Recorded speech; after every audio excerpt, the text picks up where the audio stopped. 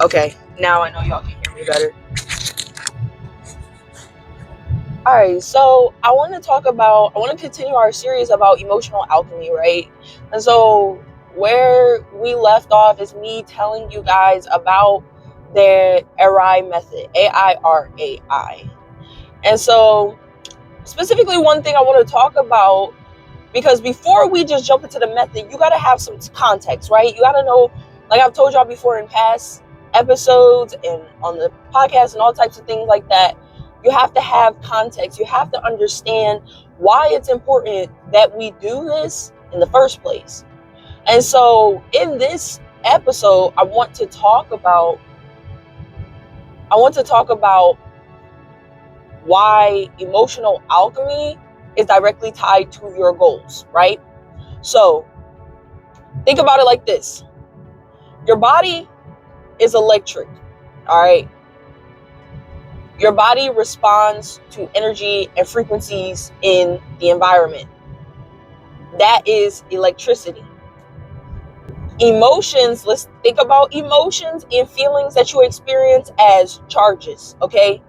Let's say that your positive charges are your positive emotions, joy, peace, love, happiness, and your negative charges are your negative emotions. So like sadness, anger, depression, anxiety, fear, all that good stuff, okay? All that bad stuff. If you know how charges, if you have some type of chemical background, okay, and you know how charges work, you know that when an electron, you are the electron, you are going to be the energy center in a sense. Now I'm going to try to explain this in non-medical jargon in a way that makes sense, but it's not going to be perfect because it would only be perfect if I explained it scientifically, okay? So bear with me. You are the electron. You are being charged up by your emotions, your positive emotions, your positive positrons, okay? So your positive charges are putting you onto another, what we call a excitation state, all right? You're on an excitation state. So you get excited by your positive emotions. Hold on. Okay, so here we go.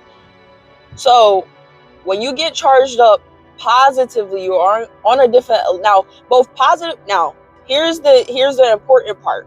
Just like electrons, we get charged up by both positive and negative emotions, but obviously it's in a different way. It affects you in a different way, right? It affects the electrons in a different way. So in this case, it would affect you in a different way. So you can think that obviously, like as a human, your positive emotions charge you up on a different level or frequency than your negative, right? Okay, so bear with me, stay with me, stick with me. Think of yourself as an electron looking for the charges that are going to charge you up to a higher excitation state.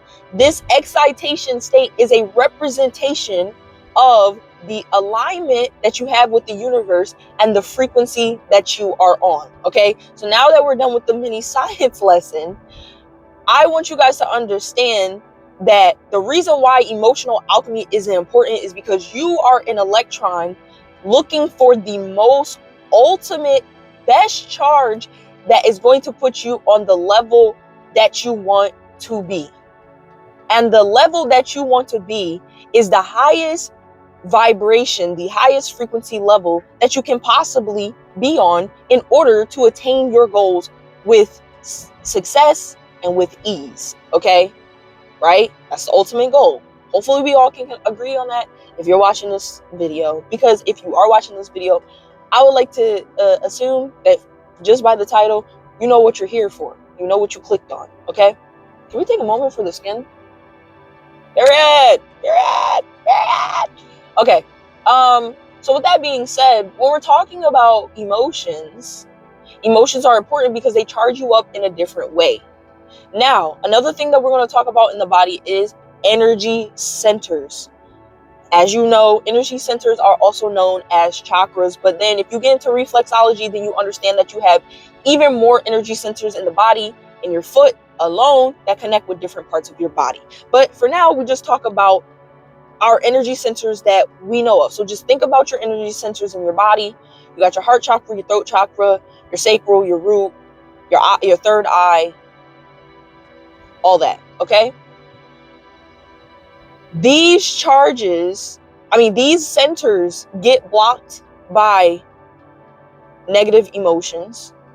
When there is no flow of negative emotions, or when there is no flow of emotions at all, these energy centers get blocked.